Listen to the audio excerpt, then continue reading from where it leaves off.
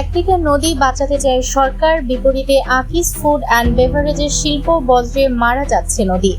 বর্তমান সরকার যেখানে নদী রক্ষায় খাল খননের মতো বিভিন্ন উদ্যোগ গ্রহণ করছে, সেখানে সেই নদীকেই পরিকল্পিতভাবে দূষণের অভিযোগ উঠেছে দেশের অন্যতম শিল্প প্রতিষ্ঠান আকিস ফুড অ্যান্ড বেভারেজের বিরুদ্ধে। অভিযোগ রয়েছে কোম্পানিটির রাসায়নিক শিল্প বজ্র সরাসরি নদীতে ফেলা হচ্ছে, ফলে নদীর পানি দিন দিন বিষাক্ত হয়ে উঠেছে এবং নদীটি কার্যত একটি দূষিত জলাধারে পরিণত হচ্ছে। স্থানীয়দের দাবি, এই দূষণের সূত্রপাত নতুন নয়, আওয়ামী লীগ সরকারের সময় থেকেই প্রতিষ্ঠানটির প্রভাব বিস্তার শুরু হয়। পরিবেশ সুরক্ষায় ইটিপি ইফ্লুয়েন্ট ট্রিটমেন্ট প্ল্যান্ট ব্যবহার বাধ্যতামূলক হলেও অভিযোগ রয়েছে ইটিপি প্ল্যান্ট থাকা সত্ত্বেও তা যথাযথভাবে ব্যবহার না করে রাসায়নিক বজ্র সরাসরি নদীতে ফেলা হতো। এলাকাবাসীর ভাষ্য, সেই ধারাবাহিকতা এখনো অব্যাহত রয়েছে। আমরা আপনাদের ভোটের মাধ্যমে 12 তারিখে ইনশাআল্লাহ বিএনপি সরকার গঠনে সক্ষম হলে আমরা সমগ্র বাংলাদেশে খাল কাটা কর্মসূচি চালু করতে চাই। আপনারা কি খাল কাটবেন আমাদের সাথে? কারা কারা খাল কাটবেন? হাত তুলেন তো দেখে। কারা কারা? ইনশাআল্লাহ আমরা সকলে দুহাতে কোদাল দিয়ে খাল খনন শুরু করব। খাল খনন কর্মসূচি। সরকার নদী রক্ষার প্রতিশ্রুতি দিলেও বাস্তবে কার্যকর পদক্ষেপ দেখা যাচ্ছে না বলেও অভিযোগ স্থানীয়দের। তাদের মতে, প্রভাবশালী অবস্থানের কারণে কোম্পানিটির বিরুদ্ধে দৃশ্যমান ব্যবস্থা নেওয়া সম্ভব হচ্ছে না। আশেপাশে এখানে যে গাছে ফল আসে না, বিভিন্ন ধরনের এই সিজনাল যে ফলগুলো আসতেছে ওগুলো এখন কিছুই হয় না, মানে এর তেজস্ক্রিয়তার কারণে। এখানে আগে আমরা হাঁটাচলা করতাম, এখন দুর্গন্ধের জন্য হাঁটাচলাও করা যায় না, খুব বাজে অবস্থা। পানি একদম দূষিত হয়ে কালো হয়ে যায়। ভুক্তভোগীরা জানান, একসময় যে নদী ছিল এলাকাবাসীর জীবন ও জীবিকার অংশ, আজ সেই নদীর পাশে দাঁড়ানো কঠিন হয়ে পড়েছে। তীব্র দুর্গন্ধে অতিষ্ঠ মানুষ। দূষণের কারণে আশপাশের বাসিন্দাদের মধ্যে অ্যালার্জি, চর্মরোগ ও শ্বাসকষ্টজনিত সমস্যাও বাড়ছে বলে অভিযোগ উঠেছে। পাশেই দেখতেছেন একটা মাদ্রাসা, এই মাদ্রাসার বাচ্চাদেরও অনেক সমস্যা হইতেছে।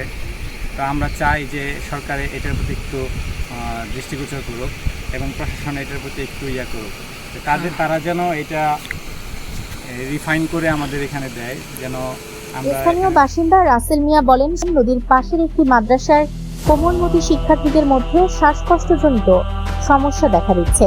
দ্রুত ব্যবস্থা না নিলে মাদ্রাসাটি বন্ধ হওয়ার পরিস্থিতি তৈরি হতে পারে।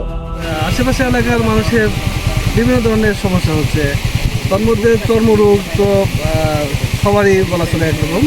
আর এই পানিতে বর্তমানে এখন নামা যাচ্ছে না, পানিতে নামলে একদম হাত পা ফুলে যায়, পানিতে মানে কী বলে এটাকে, পানি লাগে যেটা চুলকায়। আর এখানকার যে দুর্গন্ধ, মাঝে মাঝে এমন দুর্গন্ধ হয় যে বাড়িতে থাকাটা একেবারেই অসম্ভব হয়ে যায়। আরেকজন বলেন, নদী যখন স্বাভাবিকভাবে প্রবাহিত ছিল তখন পরিবেশ ভালোই ছিল। বজ্র নদীতে পড়ার পর এখন আশেপাশে দাঁড়ানোই দায় হয়ে গেছে। আরেক পথচারীর ভাষ্য, বজ্রের কারণে প্রায় সবাই অ্যালার্জি ও চর্মরোগে আক্রান্ত হচ্ছেন।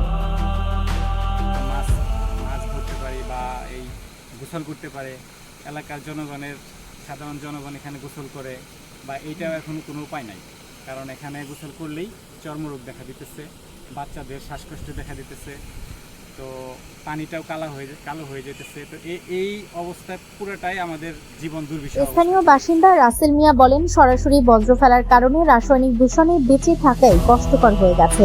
অভিযোগ রয়েছে, শুধু নির্দিষ্ট সময় নয়, প্রায় সার্বক্ষণিকভাবেই রাসায়নিক বজ্র নিষ্কাশন করছে প্রতিষ্ঠানটি। না, এটা সবসময় চলতেছে।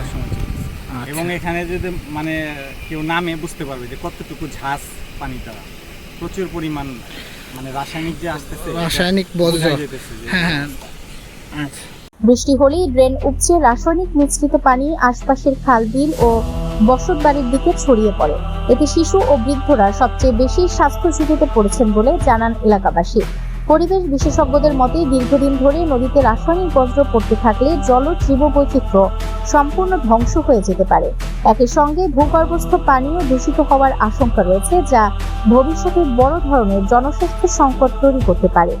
বিস্তারিত দেখতে চোখ রাখুন অন্য ধারায়।